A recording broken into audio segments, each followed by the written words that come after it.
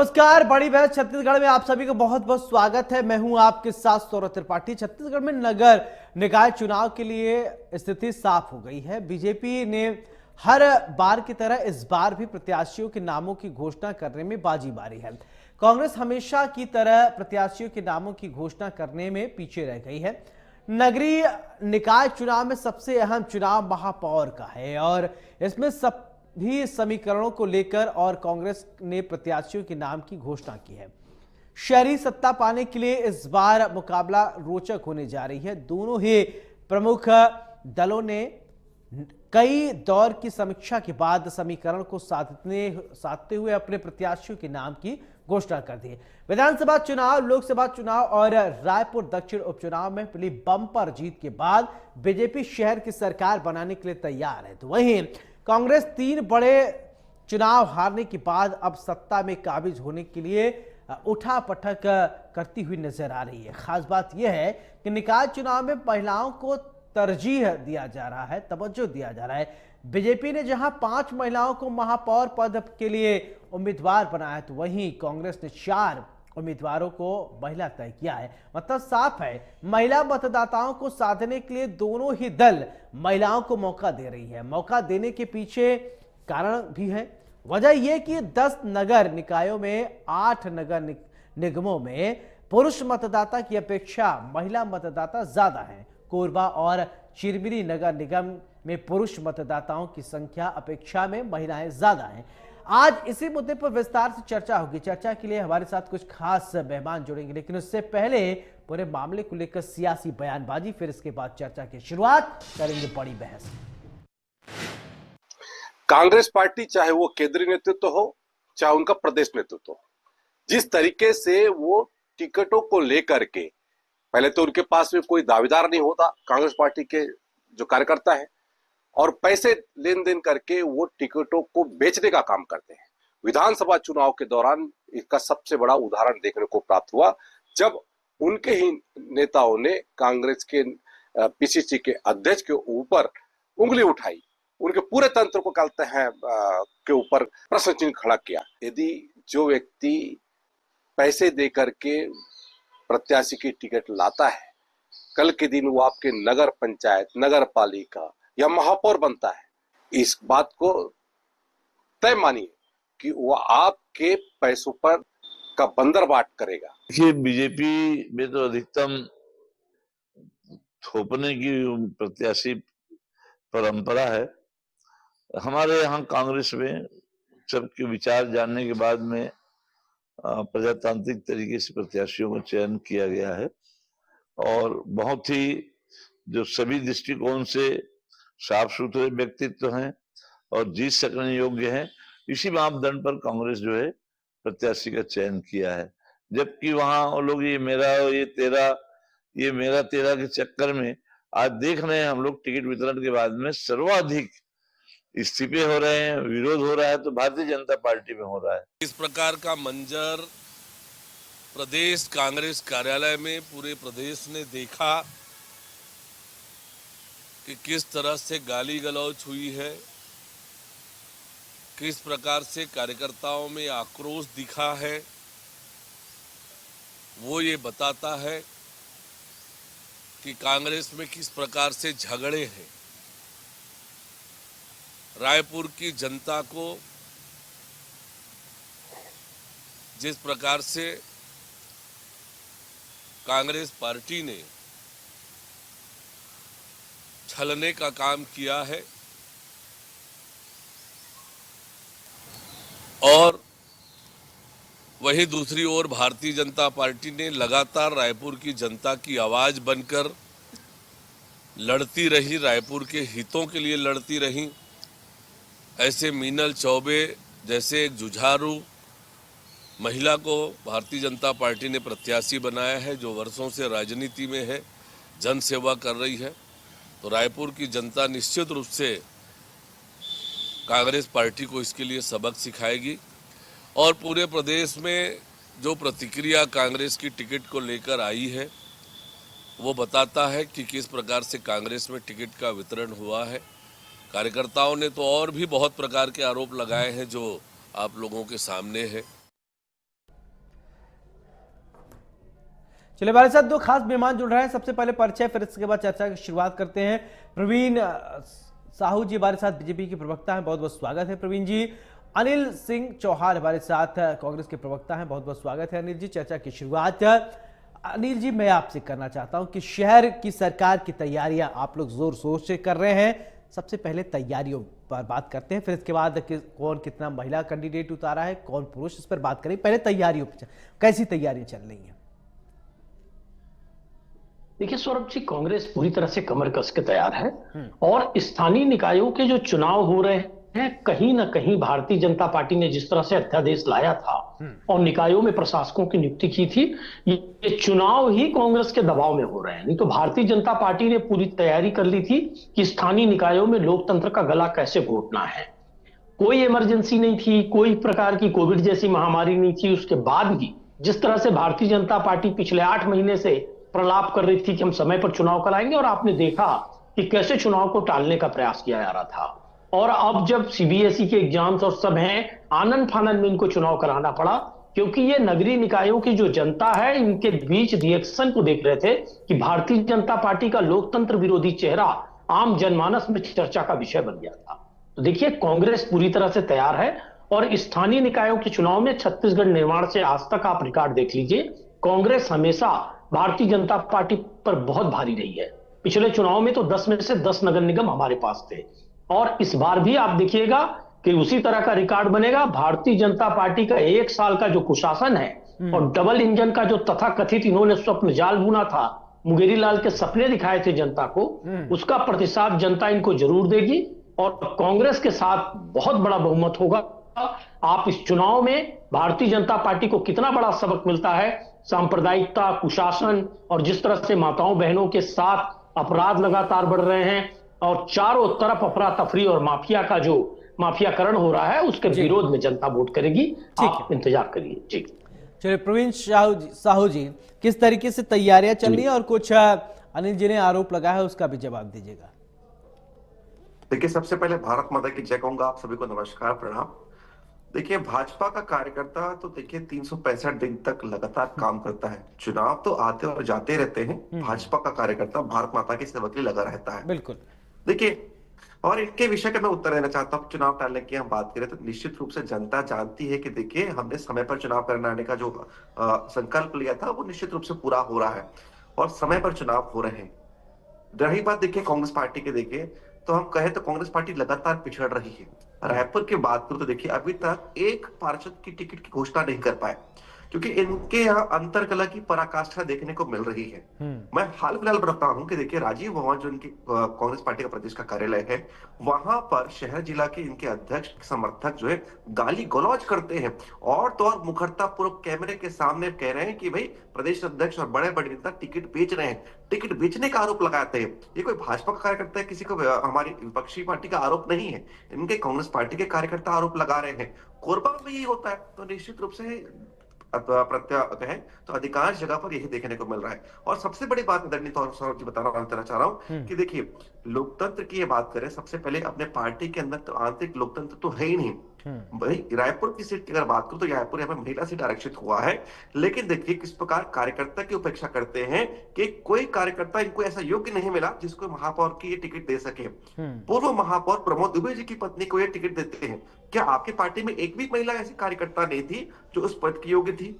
बिल्कुल थी, लेकिन आपको परिवारवाद की पार्टी चलानी है, आपको निश्चित रूप से जो है आपने जो कुछ चंद हाथों में ही अपनी सत्ता को रखनी है, इसलिए जो है आपने किसी व्यक्ति की तरह आपने देखा ही नहीं। और देखिए, अगर रायपुर की बात करूं तो 15 साल इनके पास सत्ता थी नगर निगम की, पिछले 5 साल की बात करूं तो 10 के 10 नगर निगम इनके हाथ थी, नगर पंचायत में अधिकांश इनके अध्यक्ष थे। लेकिन फिर भी प्रदेश की स्थिति क्या थी?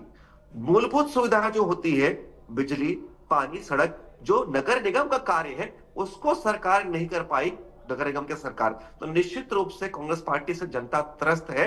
इनके जो अधिकारी थे, इनके जो नेता थे, केवल भ्रष्टाचार करने में मग्न थे, लेकिन जनता मन बना चुकी है। कि चाहे वो पंच का चुनाव हो, सरपंच का चुनाव हो, जनपद हो, जिला हो या वही नगर पालिका के चुनाव हो, अधिकांश जगह पर भाजपा की सरकार बनेगी। क्योंकि देखिए 1 साल में जो विष्णुदेव जी की सरकार ने किया है वो कार्य अभूतपूर्व है। चाहे वो 3100 में धान खरीदारी की हो, 21 क्विंटल प्रति एकड़ खरीदारी करने की हो, या महतारी वंदन योजना की हम बात करें, ये बहुत सारे विषय। अगर हमने 2 साल के बकाया बोनस देने का विषय कहा था, 25 दिसंबर 2023 को हमने बकाया बोनस दे दिया। तो निश्चित रूप से जो वादे किए थे अधिकांश पूरे हो चुके हैं। तो निश्चित रूप से हम जो 1 साल के काम किए हैं उसी को आधार को बांधकर हम जनता के बीच जाएंगे और हमें पूर्ण आशा है कि जनता में विश्वास वोट के रूप से देगी। ठीक है अनिल जी, बीजेपी ने 5 महिला कैंडिडेटों को टिकट दिया है, आपने 4 महिला कैंडिडेटों को टिकट दिया है। इस बार आप लोगों ने महिलाओं को तरजीह ज्यादा दी है, इसके पीछे वजह क्या है? क्या महिला, ये जो हमारी सोच है महिला कदम से कदम मिलाकर चले, एक ये, या महिला बाहुल्य क्षेत्र है ये, या आप लोग जो आपका विजन है वो बताइए, क्योंकि मैं क्या थोपूं आप पे अपनी बात, आप बताइए। देखिए सौरभ जी, ये तो बहुत सकारात्मक राजनीति का लक्षण है। महिलाओं को उचित प्रतिनिधित्व मिलना चाहिए। आधी आबादी है वो, और कई जगह तो आधे से भी ज्यादा है। और सबसे बड़ी बात यह है कि महिलाओं को अगर टिकट राजनीतिक दल दे रहे हैं तो उसमें सबसे बड़ी भूमिका कांग्रेस की है। आपने देखा होगा कि कांग्रेस ने अपने संगठन में भी आरक्षण लागू करके रखा है कि इसमें एसटी, एससी, ओबीसी और महिलाओं को बराबर हमको नेतृत्व देना है। एकमात्र देश की पार्टी है जिसमें संगठन में भी आरक्षण की प्रक्रिया लागू है। दूसरी बात आप देखिए कि भारतीय जनता पार्टी के प्रवक्ता बता रहे हैं कि रायपुर में हम लोगों ने प्रमोद दुबे जी की पत्नी को सिर्फ इसलिए दे दिया क्योंकि वो प्रमोद दुबे जी की पत्नी। ऐसा नहीं है, वो समाजसेवी है, राजनीतिज्ञ है। और सबसे बड़ी बात, ऐसा सवाल उठाने के पहले इनको देखना था कि बिलासपुर में इन्होंने जिन पूजा विधानी जी को टिकट दिया है उनका कोई राजनीतिक कभी कुछ भी नहीं रहा सक्रिय था। अशोक विधानी की पत्नी है, वो पूर्व सभापति रहे हैं और उनको टिकट दे दी गई है। पूरी भारतीय जनता पार्टी में आक्रोश है। भाजपा के संगठन चुनाव में मंडल अध्यक्षों को लेकर जिस तरह से वातावरण बना और जिस तरह से लड़ाइयां हुई और पद बदले गए, टिकट बदले गए, अभी भी नगर निगम महापौर में इन्होंने टिकट बदला, सारा प्रदेश जानता है किस तरह की सरफुट अव्वल की स्थिति है। अब भ्रष्टाचार की बात कर रहे थे इनके नेता, आपने थोड़ी देर पहले बाइट दिखाई कि कांग्रेस में टिकट बिकती है, अभी भाजपा के प्रवक्ता भी कह रहे थे। तो क्या मोदी जी ने कहा था कि अशोक चौहान ने विधवाओं के पैसे खाए हैं, विधवाओं की जमीन छीनी है? उनको कौन सा पैसा लेकर मोदी जी ने पहला राज्यसभा का उम्मीदवार बना दिया? हिमंता बिस्वा शर्मा को प्रधानमंत्री ने शारदा घोटाले का आरोपी बताया और 40 से 60 हजार करोड़ का आरोप भ्रष्टाचारी बताया। उनको असम का मुख्यमंत्री बना दिया। साहब, कौन सा पैसा कौन कितना लिया? क्या भारतीय जनता पार्टी का चंदा इसीलिए बढ़ता गया? किस तरह के नेताओं को आपका कैडर कहां गया था? आप कहते हो हम कैडर बेस हैं, तो आप दूसरे नेताओं पे भ्रष्टाचार के आरोप लगाओ, वॉशिंग मशीन से धो, उनको मुख्यमंत्री बना दो, राज्यसभा सांसद बना दो। ज्योतिरादित्य जी को तो आपने केंद्रीय मंत्री बना दिया। तो देखिए, भारतीय जनता पार्टी की कथनी और करनी में जमीन आसमान का अंतर है और जनता बहुत अच्छे से समझती है। स्मार्ट सिटी कहां गई? छत्तीसगढ़ की बात नहीं है, पूरे देश में देख लीजिए आप। काला धन की बात करने वाले, महंगाई की बात करने वाले, पेट्रोल डीजल की बात करने वाले अब कौन है? चलिए अभी ठीक है, अब आरोप प्रत्यारोप के बाद अब शहर के लिए आप लोगों के दिमाग में क्या रोड मैप है उस पर भी चर्चा करेंगे। अनिल जी, प्रवीण जी कुछ कहना चाह रहे हैं, अपनी बात पहले कंप्लीट करिए, फिर मैं एक एक करके आप लोगों से जानूंगा। आप देखिए आदरणीय सौरभ जी, मोदी जी के विषय पर प्रश्न उठा रहे थे। मैं अपने प्रदेश की बात करता हूं। रायपुर उत्तर के पूर्व विधायक, इन्हीं के पार्टी के कद्दावर नेता, यहाँ के स्थानीय नेता कुलदीप जुनेजा जी कहते हैं कि भाई पार्टी जो है निश्चित रूप से ऐसे लोग को टिकट देती है जो पैसे देकर टिकट पाते हैं। ये इनके पार्टी के विधायक का, पूर्व विधायक का वक्तव्य है। और तो रायपुर उत्तर के विधायक की आप मोदी जी से तुलना कर रहे हैं? मैं तो सीधे आपके नेतृत्व पर सवाल उठा रहा हूं। देखिए, अरे मुझे क्या बोल रहा है? मैं तो आप खुद ही मोदी जी को और रायपुर उत्तर के विधायक से कंपैरिजन कर रहे हैं। विनय जायसवाल विधानसभा में जब टिकट नहीं मिला था तो अपने पार्टी पर आरोप लगाया था कि पार्टी टिकट बेचने जो है पैसे लेकर टिकट बेचती है। और देखिए, निष्कासित भी होते लेकिन दोबारा पार्टी में आते हैं और वही व्यक्ति को महापौर का टिकट चिरमरी से देते हैं। तो भाई निश्चित रूप से आपके पार्टी के ही पूर्व विधायक ने पहले आरोप लगाया, लगता है उन्होंने पैसा पहुंचा दिया आपके पार्टी के फंड में, तो उनको महापौर का टिकट मिल गया, चिरमिरी से मिल गया विनय जायसवाल जी को। ये वही विनय जायसवाल है, ये वही बृहस्पति सिंह है जो पार्टी पर आरोप लगा रहे थे। तो किस बुनियाद से आपने विनय जायसवाल को टिकट दिया? और देखिए, मैं तो पूछता हूं, देखिए नगरीय क्षेत्र की हम बात करें तो 28 तारीख यानी कल लास्ट डेट है नामांकन करने का। जहां तक मेरी जानकारी रायपुर की, तो मैं पुख्ता रूप से कह सकता हूं कि एक पार्षद की टिकट की आपने घोषणा नहीं की है। तो बताइए कि टिकट की घोषणा कब करेंगे, कब उस बेचारे व्यक्ति को तैयारी करने का अवसर मिलेगा। निश्चित रूप से इनके यहाँ अंतरकलह की पराकाष्ठा है। इतना डर है कि भैया अपनी टिकट की घोषणा नहीं कर पा रहे हैं। भाई उनको कुछ समय तो दीजिए। आप अंत में वही करेंगे, भैया पूछेंगे भाई किसके किसके डॉक्यूमेंट्स रेडी है, उन्हीं को टिकट देंगे ताकि उनका मुंह बंद करवा सके। लेकिन आप कुछ भी कर लीजिए, आपके कार्यकर्ता मुखर रूप से बार बार कह रहे हैं, गाली गलौज करके कह रहे हैं कि आपकी पार्टी पैसे लेकर टिकट बेच रही है और ये चीज जनता सब कुछ देख रही है। और इसलिए चाहे नगरीय नहीं, ये गंभीर आरोप आप लगा रहे हैं। आपके पास कोई साक्ष्य है क्या प्रवीण जी? आप इस तरीके से आरोप लगा रहे हैं, कोई साक्ष्य है? अरे ये आदरणीय सौरभ जी, मैं आरोप नहीं लगा रहा हूँ। कोरबा में इनके पार्टी के कार्यकर्ता का वीडियो है। रायपुर राजधानी में इनके प्रदेश कार्यालय में अध्यक्ष, शहर जिला के अध्यक्ष गिरीश दुबे के साथ कार्यकर्ता। चलिए इस पर अनिल जी एक प्रतिक्रिया दीजिए। ठीक है प्रवीण जी, ठीक है। मैं अनिल जी बोलिए, क्या कहेंगे आप? गंभीर आरोप लगा रहे हैं सौरभ जी, भारतीय जनता पार्टी के राष्ट्रीय अध्यक्ष अमित शाह थे। पूरे देश ने वीडियो देखा। उन्होंने कहा, मैं जानता हूं कि अखिलेश यादव ने मुलायम सिंह को थप्पड़ नहीं मारा, लेकिन ये र्यूमर हमें फैलाना है क्योंकि हमें वोट मिलेगा। तो हम लोग प्रवीण जी से क्या आशा करें? जिस पार्टी का राष्ट्रीय अध्यक्ष कह रहा हो कि र्यूमर्स पे चुनाव जीतना है और इस तरह की बात फैलानी है, और भारतीय जनता पार्टी के कार्यकर्ताओं का जो मनोबल है वो इसीलिए टूटा हुआ है। और दूसरी बात देखिए, प्रवीण जी को मैंने मोदी जी का उदाहरण दिया और ये सीधे आ गए रायपुर उत्तर पर। तो देखिए, मैं आपको बता रहा हूं, अब मैं टिकट वितरण की बात को कर देता हूं। प्रवीण जी, दूसरों को भी सुनने का अवसर रखिए।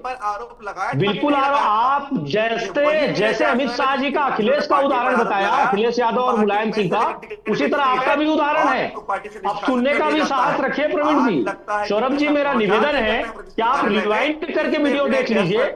मेरे से 1.5 गुना समय तक प्रवीण साहू जी बोले हैं, फिर भी इनको बोलने की बीमारी है। मतलब किसी को सुनना भी सीखिए साहब, प्रवीण जी पक्ष के प्रवक्ता हैं। ठीक है, ग्रेविटी भी कोई चीज होती है, डेकोरम भी कोई चीज होता है। चले ठीक है, मतलब आप 1.5 गुना समय मुझसे ज्यादा ले चुके हैं, उसके बाद भी मुझे बोलने नहीं दे रहे हैं। चले ठीक है। तो देखिए, सवाल इस बात का है, अब एक दिन पहले जो टिकट वितरण का इन्होंने अपनी पीठ थपथपाई, उस विषय पे आ जाता हूं सौरभ जी। जो बेसिक बात इन्होंने की, देखिए, जिस पार्टी ने कैसे प्रशासक बैठाना है, कैसे चुनाव आयोग को हमें आखिरी में घोषणा करानी है, कैसे कौन सा खेल करना है, और ये आप राज्य बस में नहीं, आप भारत निर्वाचन आयोग जैसी संवैधानिक और गरिमामयी संस्था पर जितनी उंगलियां अभी उठी हैं उतनी कभी नहीं उठी।